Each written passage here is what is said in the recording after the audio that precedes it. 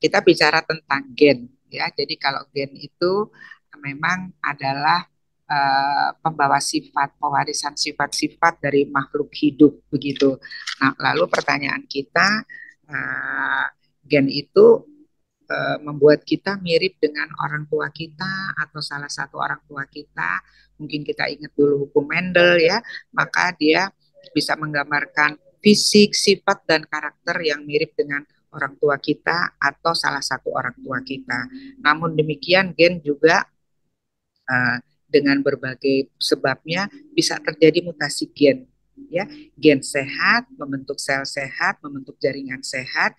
Namun demikian apabila pola hidup kita tidak sehat dan terjadi terus-menerus bertahun-tahun, maka itu akan mengubah gen sehat menjadi gen tak sehat, akhirnya mutasi gen menjadi penyakit, misalnya menjadi penyakit kita sebut PTM, penyakit tidak menular, hipertensi, diabetes, ataupun penyakit kanker begitu ya.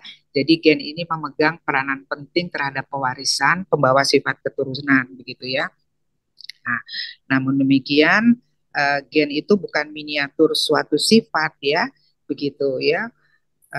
Melainkan urutan dari gen itu sendiri yang akan membentuk sifat tadi. Jadi kalau kita terjadi mutasi gen ya, maka kita akan melihat mekanismenya bahwa akan ada perubahan dari ikatan-ikatan nukleotida atau protein ya begitu. Jadi sebuah perilaku itu katanya bisa dibentuk dengan menyalakan on atau mematikan off. Jadi ada mekanisme nyala dan padam sebuah gen. Nah, nyala dan padam itu kita yang kita yang apa namanya? Yang mengatur dan membuatnya tadi gitu ya. Apabila kita melihat bahwa ada sesuatu yang kurang baik dalam perilaku, maka kita mau merubahnya tadi secara bersungguh-sungguh melatihnya begitu ya, ikut dengan NPO, ikut dengan berbagai pelatihan, tentu itu akan menyalakan saraf-saraf kita yang jumlahnya ada miliaran di otak kita begitu ya. Namun kalau kita mendiamkan atau lingkungan buruk kita, maka terjadi neuron-neuron itu menjadi padam begitu. Artinya di sini mungkin saya melihatnya antara takdir dan nasib, bahwa takdir kita punya gen seperti ini, namun nasib tuh manusia yang menentukan kita mau jadi orang baik, berperilaku baik, cepat putus asa atau apa. Jadi gen itu merupakan cetak biru atau blueprint ya dalam kehidupan yang kita lihat ini ada double helix ya. Dia akan ada tadi. Jadi gen bukan miniatur suatu sifat tetapi ditentukan oleh urutannya. A dengan T ya, C dengan G ini saling berpasangan. Begitulah ini yang ada di DNA kita begitu ya. Nah, struktur makhluk hidup tuh Allah luar biasa sekali ya, sangat kompleks. Hanya ditentukan oleh si 4 huruf kimia tadi. Sebenarnya hewani juga seperti itu ya. Bahkan sebetulnya dengan hewan yang sangat kecil aja, gen manusia itu hampir 90% sama. Cuman manusia diberikan kepandaian yang lebih begitu ya. Nah, semua informasi pengalaman hidup ya masuk setiap hari ke dalam otak kita begitu ya. Nah, ada molekul cinta dan kasih sayang, ada molekul tempat kerja, artinya tempat kerja yang baik, tempat kerja yang katanya sekarang tuh toxic environment begitu ya. Ada molekul-molekul otak yang kita senang loh makan ini. Kalau Pak Hasan saya yakin beliau pasti senang pempek gitu ya. Betul ya Pak Hasan ya. Lalu kalau cucu saya dia ada senang baju favorit, dia senang yang ini katanya begitu ya. Jadi semua itu bergantung apa yang kita simpan, semakin banyak info yang kita simpan, maka semakin banyak molekul itu dibentuk. Jadi rupanya otak itu sama seperti otot gitu ya. Kalau dirangsang, otot itu makin kuat, otak itu makin banyak sel-sel otaknya yang berkembang begitu ya. Demikian juga sebaliknya, kalau otak itu tidak digunakan begitu, maka terjadi penurunan atau matinya dari sel-sel otak, sama seperti otot menjadi atrofi, hipotrofi kalau dia duduk-duduk sepanjang hari gitu. Jadi otak dan otot sama dia. Use it or lose it Ya, kita duduk-duduk saja banyak, maka otot kita akhirnya menjadi lemah karena kita tidak pakai untuk berdiri, berjalan, berlari dan sebagainya.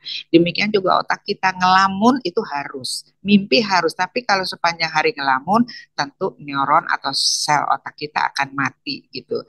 Nah, mungkin sebagai batasannya barangkali kalau 24 jam dalam satu hari, kita tidur 7 jam, ada sisa 17 jam, lebih dari 70% kita leha-leha saja, duduk-duduk saja, ototnya akan lemah.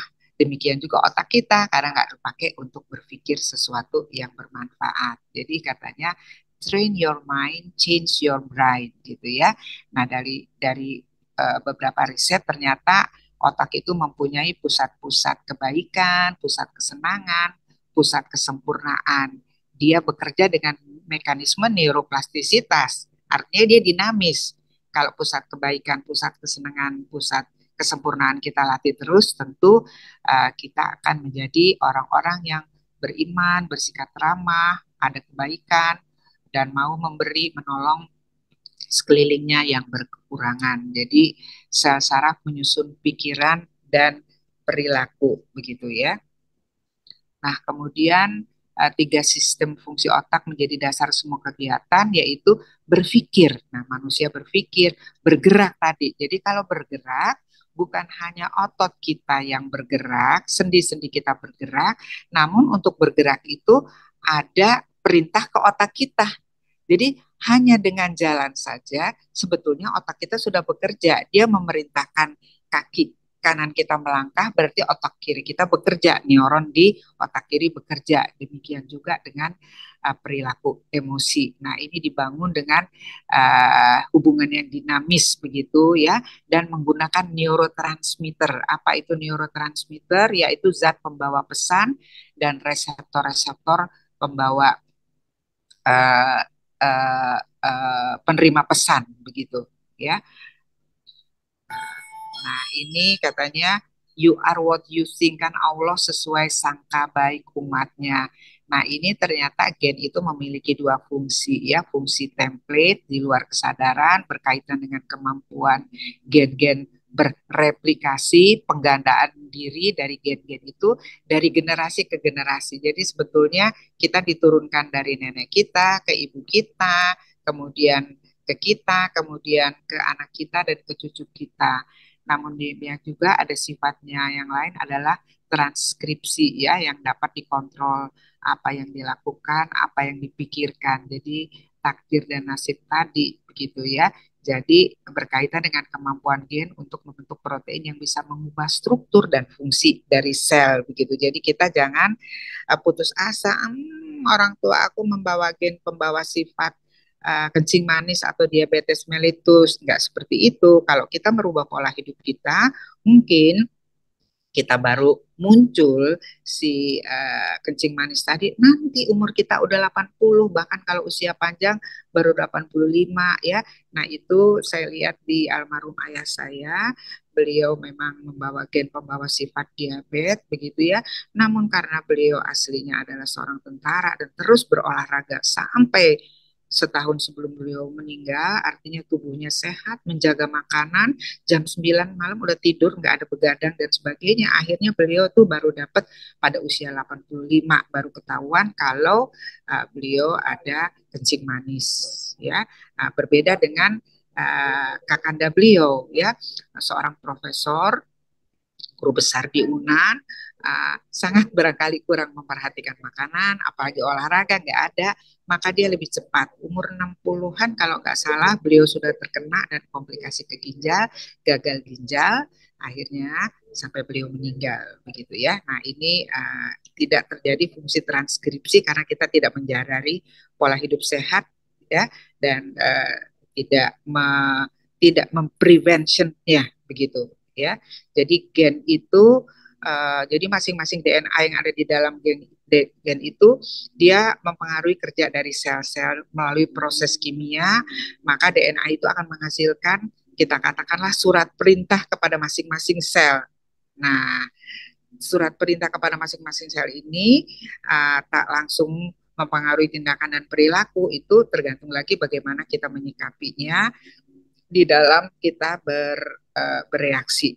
Ya, begitu ya. Jadi memang masih debatable berapa besar pengaruh genetik dan pengaruh lingkungan ya.